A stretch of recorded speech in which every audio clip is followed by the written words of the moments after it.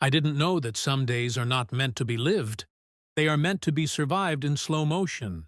The morning of my father's funeral started with sunlight that felt almost disrespectful, bright, warm, almost cheerful, like the world had forgotten why I couldn't breathe properly. My name is Daniel Carter, and on that day, I was still a husband, still a son, and still completely unaware that my life had already been rewritten behind my back. If I had known what was waiting for me at that cemetery gate, I might have stayed in bed forever. But life doesn't warn you. It just opens the door and lets you walk in. My wife, Lillian, was already awake when I got out of the shower. She was standing by the mirror, adjusting her black dress. Funeral black. Perfectly fitted. Not a wrinkle out of place. She didn't look at me when she spoke. "Try not to make this about you today." That was the first thing she said to me that morning. Not "I'm sorry for your loss." Not "Are you okay?" Just that. I paused, towel still around my neck. "What does that mean?" She finally looked at me through the mirror, and there was something different in her eyes. Not anger, not sadness, distance. "You always turn everything into your pain," she said softly. "Today is about your father, not your breakdown." I should have noticed then. That wasn't concern. That was preparation. I nodded anyway, because that's what I did in my marriage. I kept peace even when I didn't understand the war. Outside, the car was already waiting. My best friend Marcus was leaning against it. Marcus, the man I trusted more than myself. He gave me a tight smile when I came out. "Big day," he said. I nodded. "Yeah, I guess." He opened the car door for Lillian first. That should have been harmless. It wasn't, because she didn't hesitate. She got in like she belonged there more than she belonged with me. My father, Richard Carter, was not a simple man. To the world, he was a retired businessman, quiet, private, almost invisible in his last years. To me, he was complicated. We weren't close, not because we fought, but because my father never explained anything. He believed in discipline, distance, and silence. When he died, I didn't cry immediately, not because I didn't love him, but because I felt like I had never fully met him in the first place. At the cemetery, people gathered like scattered memories. Some I recognized, most I didn't. But one thing felt off. People weren't just looking at my father's coffin. They were looking at me, whispering, watching, like I was part of something I hadn't been told about. Marcus leaned closer. "You okay?" he asked. "I don't know," I admitted. "Everyone's acting strange." He smirked slightly. "Funerals do that." But Lillian wasn't beside me. I turned. She was standing with Marcus, talking. Too close, too familiar. And when she laughed softly at something he said, it didn't feel like grief. It felt like history. The service began. The pastor spoke about legacy, about love, about eternal rest. But I barely heard him, because I noticed something that made my stomach tighten. Marcus wasn't just standing near Lillian. He was standing like he belonged next to her, like I was the outsider. When I finally approached them, the conversation stopped instantly. Too instantly. "What were you talking about?" I asked casually. Lillian smiled, a controlled smile. "Nothing important." Marcus patted my shoulder. "Just memories of your dad." But he didn't look me in the eye when he said it. That's when I felt it. That quiet instinct. Something was already wrong. After the burial, people began leaving in clusters. I stayed behind. My father deserved at least that.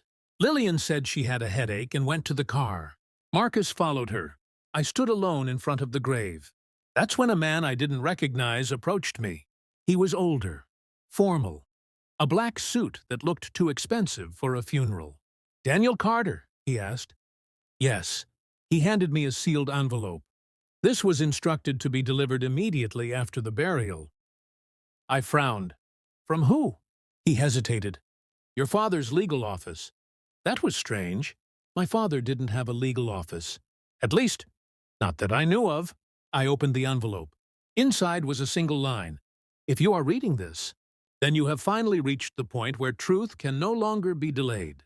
My hands went cold. The man added quietly, "There's more, sir, but it must be done privately." I looked up. "What is this about?" He paused.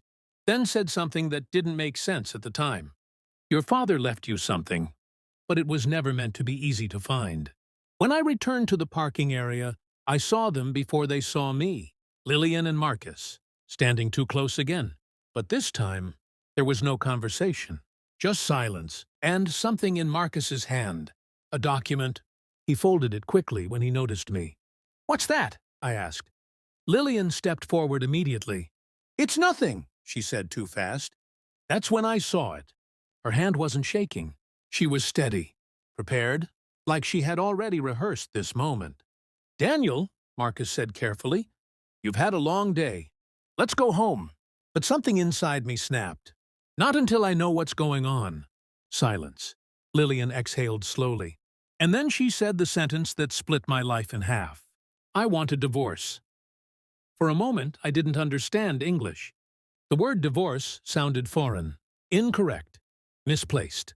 I laughed once, not because it was funny, but because my brain rejected it. "You're tired," I said. "This is grief talking." But she shook her head. "I've been thinking about this for a long time, Daniel." Marcus didn't move. That was the worst part. He didn't look surprised. He looked aligned. I turned to him. "You knew?" He hesitated. That hesitation was enough. Something inside me dropped. Lillian continued. "I can't live like this anymore. I need stability, clarity, a future. And I don't give you that?" I asked quietly. She looked at me for a long time, then said the second sentence that didn't feel real. "You never did." I looked at Marcus again. My voice was low now. "Tell me you didn't know about this." He finally spoke. "I didn't want it to happen like this." That wasn't a denial. That was acceptance. Something inside me broke. But quietly. Not loudly. Not dramatically. Just permanently. "You're leaving me," I said to Lillian. "Yes." "With him?" I nodded toward Marcus. She didn't answer immediately. That was her answer. The silence was louder than anything she could have said. My phone rang. Unknown number. I almost ignored it. But something made me answer. A woman's voice came through. Calm, controlled. "Mr. Carter, this is regarding your father's estate. There is something you were never informed about." I stepped away from them. "What are you talking about?" "There is an inheritance." I frowned. "My father didn't leave anything." A pause. Then, "He left you $20 million." My breath stopped. "That's impossible." "No," she said softly. "What's impossible is that no one told you."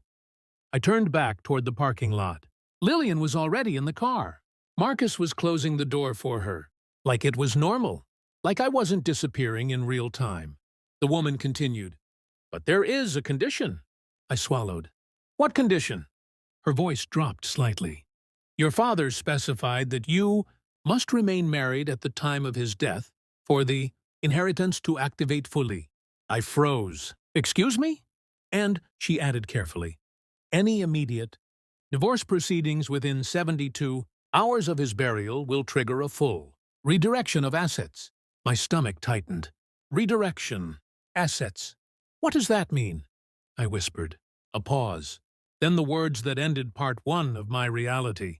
"It means, Mr. Carter, if your wife leaves you now, everything your father left you will legally pass to the person closest to her at the time of separation." I looked up slowly. Through the windshield. Marcus was sitting in the driver's seat, and Lillian was beside him, watching me, waiting, and smiling like she already knew something I didn't. The call ended. But my life didn't. It just changed direction. And for the first time that day, I understood. This wasn't a divorce. This was a transfer. And I had no idea who had been planning it. Long before my father died. If this story made you feel something, wait until you see what my father really built behind all of this. I didn't move for a long time after that call ended. The wind at the cemetery had shifted. The sun that once felt warm now felt like it was watching me. Silent. Judgmental. Almost aware. In the parking lot, my wife and my best friend were still there. Waiting. Not for me anymore. But for what I didn't yet understand I had already lost. Or won. I couldn't tell anymore. I walked slowly toward the car. Each step felt heavier, like the ground was resisting me. Marcus was the first to notice me. He stepped out of the driver's seat halfway, like he was preparing to explain something rehearsed. Lillian didn't move. She just watched. That same calm expression. That same distance, like I was already a chapter they had finished reading. "What did they say?" Marcus asked carefully. I looked at him for a long second, then at her. "You knew," I said quietly. "It wasn't a question. It was a diagnosis." Lillian sighed. "Daniel, this is not—" "Don't," I interrupted. My voice wasn't loud, but it was sharp enough that even the air seemed to pause. "You don't get to explain anything right now." Marcus shifted uncomfortably. "Look, we can talk about this like adults." That word, adults, almost made me laugh, because nothing about this felt grown. It felt surgical, calculated, pre-planned. I stepped closer. "What exactly are you two doing together?" Silence. And in that silence, I saw it. Not guilt, not fear, coordination. My phone rang again. Same unknown number. I answered immediately. "This is Daniel." The lawyer's voice returned, calm as before. "Mr. Carter, I need you to come to your father's legal office. There is an additional clause you must hear in person." I swallowed. "Another clause?" "Yes." A pause.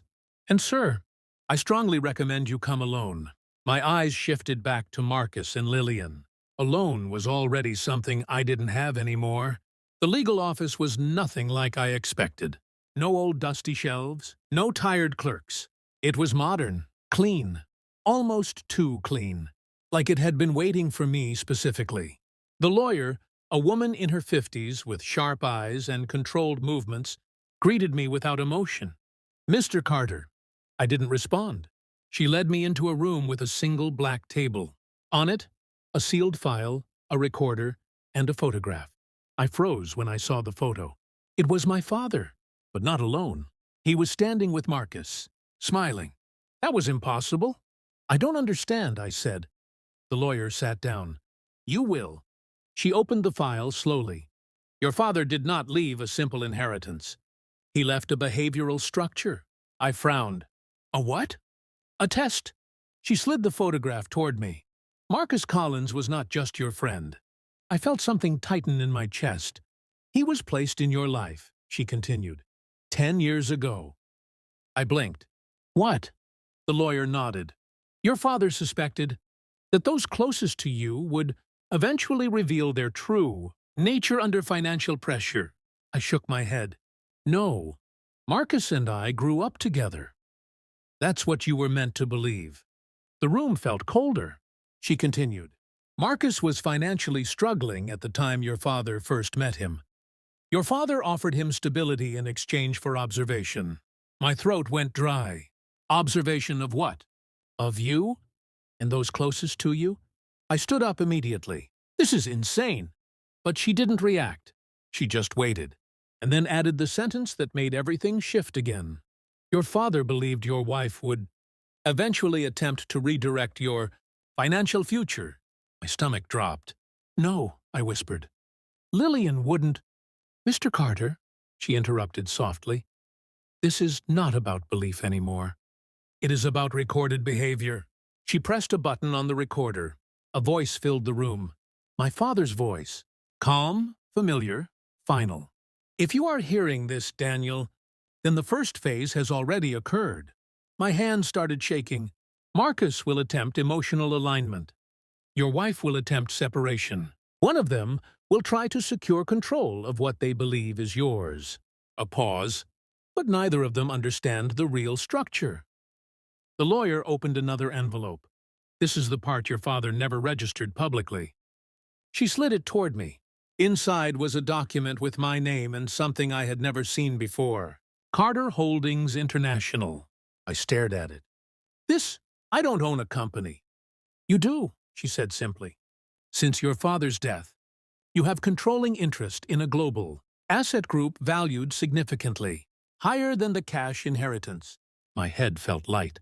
"But why wasn't I told?" "Because your father wanted to observe what would happen if you believed you had nothing."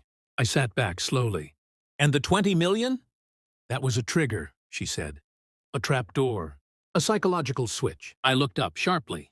"So Marcus and Lillian She didn't answer directly, but she didn't need to. I remembered the words again.